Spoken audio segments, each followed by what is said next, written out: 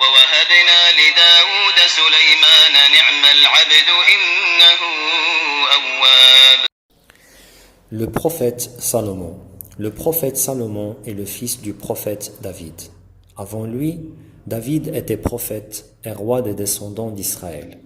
Notre prophète, que la prière et le salut soient sur lui, a dit que tous les prophètes ont travaillé comme bergers à un certain moment de leur vie.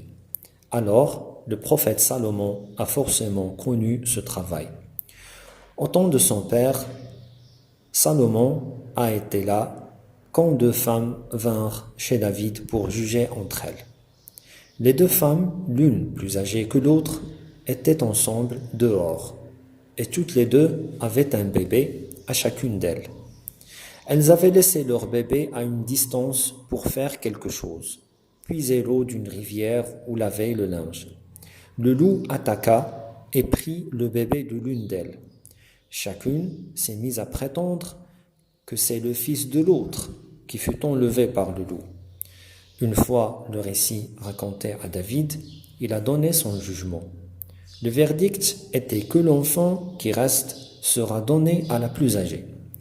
À la sortie, elles rencontrèrent Salomon. Après lui avoir raconté le récit et le verdict qu'a donné David, Salomon a dit « Donnez-moi un couteau, que je le coupe, une moitié pour chacune. » La plus jeune a dit « Non, c'est son fils, ne le coupe pas, que la miséricorde de Dieu soit sur toi. » Alors, Salomon a jugé qu'il est le fils de la plus jeune. Un autre jour, des gens vinrent chez David et Salomon. Parmi eux, un ou des propriétaires d'une terre qu'ils ont cultivée. Les autres possédaient du bétail. Les animaux de ceux-là entrèrent dans la terre de ceux-ci et ont causé des dégâts. David donna son verdict et il a jugé que les propriétaires du bétail doivent donner leurs animaux aux propriétaires de la terre en guise de compensation. Salomon a proposé un autre jugement. Le sien consistait à donner le bétail aux propriétaires de la terre provisoirement et de charger les propriétaires du bétail des travaux de la terre, afin de la rétablir comme elle était avant. Les propriétaires de la terre vont donc profiter du lait et de ce que produisent les animaux jusqu'au retour de la terre à son état initial. Puis, ceux-là vont leur rendre leur terre et ceux-là vont leur rendre leurs animaux. Ce jugement plut à David et il a décidé de l'adopter.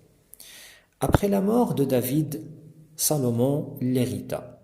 L'argent et les biens des prophètes ne sont pas héritables, mais ici, c'est la prophétie et la royauté qui étaient sujettes à l'héritage. Salomon annonça aux gens que Dieu lui a appris le langage des oiseaux. Salomon avait une armée qui comprenait des humains, des esprits et des oiseaux. Avec son armée, il a marché jusqu'à la vallée des fourmis. Une fourmi a dit aux autres « Gagnez vos demeures. Salomon et son armée risquent de vous écraser sans s'en apercevoir. » Salomon sourit et demanda à Dieu de faire en sorte qu'il soit reconnaissant pour les grâces desquelles il l'a comblé, ainsi que celles dont il a comblé ses parents. Salomon fut éprouvé par le test suivant. Une fois, il vit sur son trône un corps. Voyant ça, Salomon demanda le pardon de Dieu et demanda un règne qui ne sera donné à personne après lui.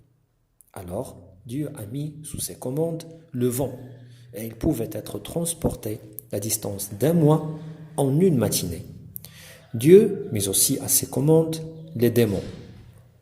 Ici, on peut poser la question.